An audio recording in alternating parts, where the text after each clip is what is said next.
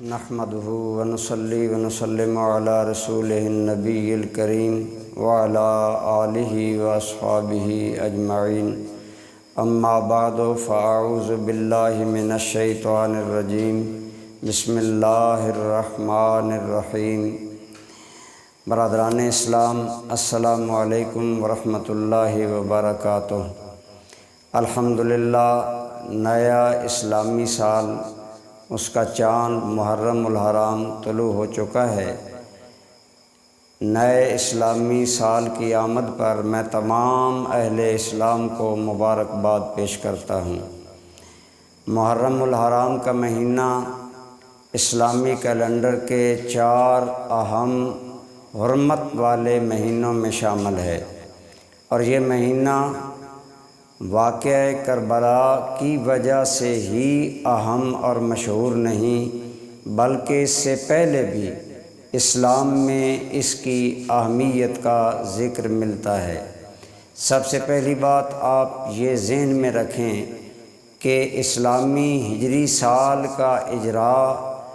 یہ امت مصطفیٰ صلی اللہ علیہ وآلہ وسلم کے لیے انقلابی تحفہ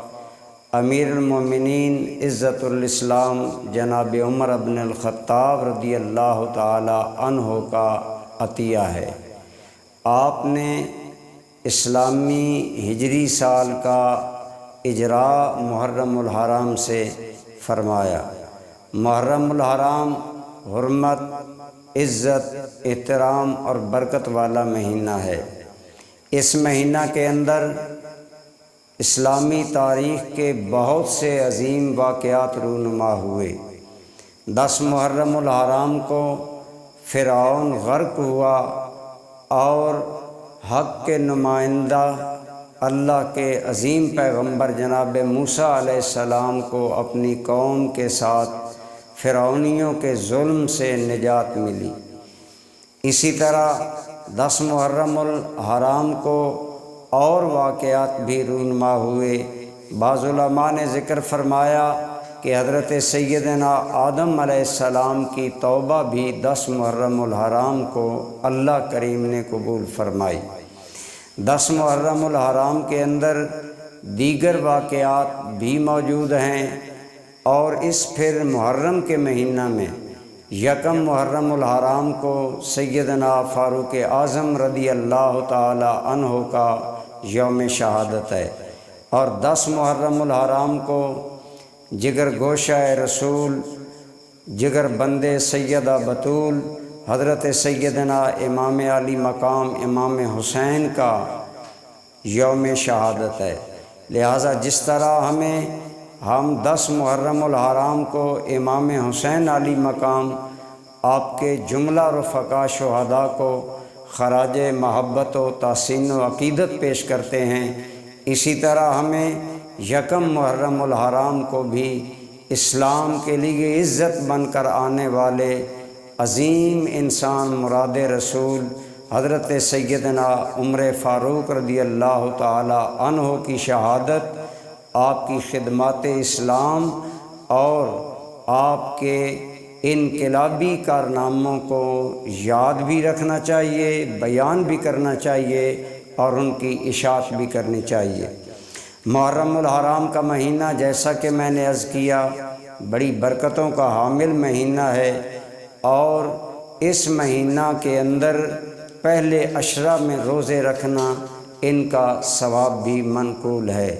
پہلا عشرہ پورا اگر روزے کوئی رکھ سکے تو یہ بھی ثواب ہے، لیکن بالخصوص 9 اور 10 محرم یا 10 اور 11 محرم کا روزہ رکھنا اس کا ثواب زیادہ ہے۔ حضور نبی کریم رؤوف الرحیم صلی اللہ علیہ وآلہ وسلم اور آپ کے صحابہ کرام جب مکہ سے ہجرت فرما کر مدینہ منورہ میں منتقل ہوئے تو وہاں دیکھا کہ یہودی 10 محرم الحرام کا روزہ رکھتے ہیں۔ جب ان سے پوچھا گیا اس کی وجہ کیا ہے تو انہوں نے بیان کیا کہ یہی وہ ہماری فتح کا دن ہے جس دن اللہ کریم نے حضرت موسیٰ علیہ السلام کو اور آپ کی قوم کو نجات عطا فرمائی اور فرعون اور اس کے لشکر کو غرق فرمایا۔ لہٰذا ہم اس شکرانہ اور یاد کے طور پر ہر سال 10 محرم الحرام کا روزہ رکھتے ہیں۔ جب یہی بات حضور رحمت عالم صلی اللہ تعالی علیہ وآلہ وسلم کی بارگاہ اقدس میں عرض کی گئی تو آپ صلی اللہ تعالی علیہ وآلہ وسلم نے فرمایا، نحن احق منکم بموسیٰ، ہمارا اے یہودیو تم سے زیادہ موسیٰ علیہ السلام کے ساتھ تعلق ہے، لہٰذا ہم بھی روزہ رکھیں گے۔ اور آپ صلی اللہ تعالی علیہ وسلم نے صحابہ کو فرمایا کہ انشاءاللہ اگر اللہ نے موقع دیا تو ہم اگلے سال 2 روزے 9 اور 10 محرم کا رکھیں گے، لہٰذا ان دونوں روزوں کا بہت ثواب ہے۔ اور چونکہ حضور نبی رحمت صلی اللہ تعالی علیہ وآلہ وسلم نے انہیں رکھنے کا حکم دیا ہے اور اشارہ دیا، اس لیے یہ رکھنا بہت ثواب کا کام ہے۔ محرم الحرام کے اندر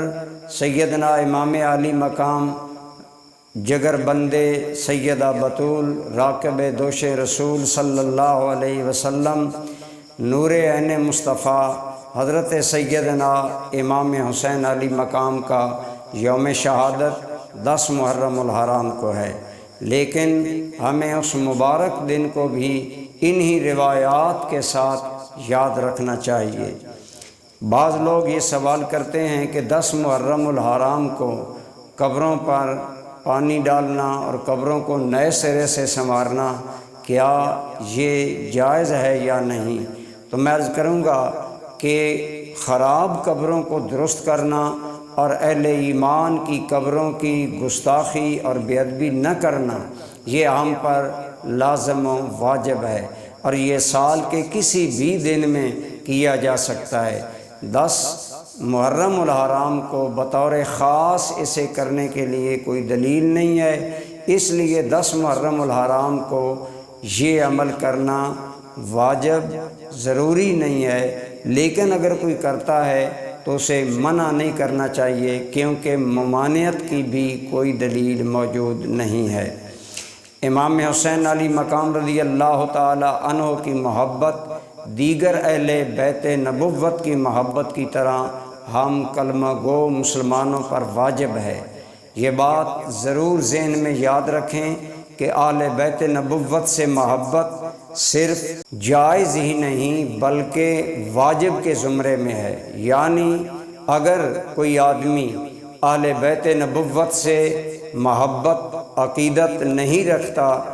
بلکہ بغض رکھتا ہے تو وہ آدمی ایک وجوب کا گویا تارک ہے،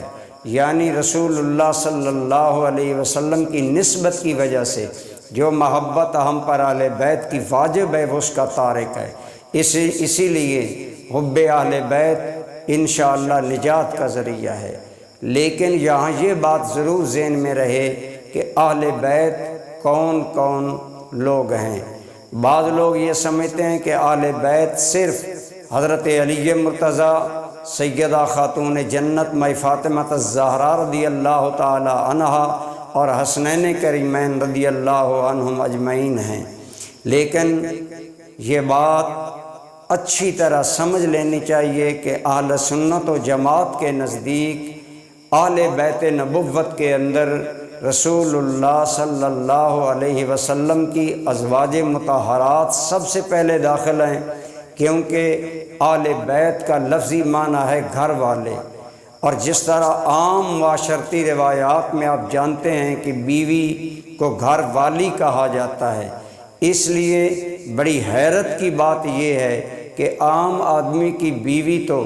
اہل بیت ہو اس کی، لیکن رسول اللہ کی ازواج مطہرات رسول اللہ کی اہل بیت میں شامل نہ ہوں۔ لہٰذا اہل سنت و جماعت کا حق عقیدہ یہ ہے کہ اہل بیت نبوت میں سب سے پہلے رسول اللہ صلی اللہ علیہ وسلم کی ازواج مطہرات شامل ہیں، اور قرآنی آیات بھی اسی کی تصدیق کرتی ہیں۔ یہ مشہور عام آیت کریمہ انما یرید اللہ لیذھب عنکم الرجس اہل البیت ویطہرکم تطہیرا، اس آیت کریمہ سے پہلی آیات بھی آپ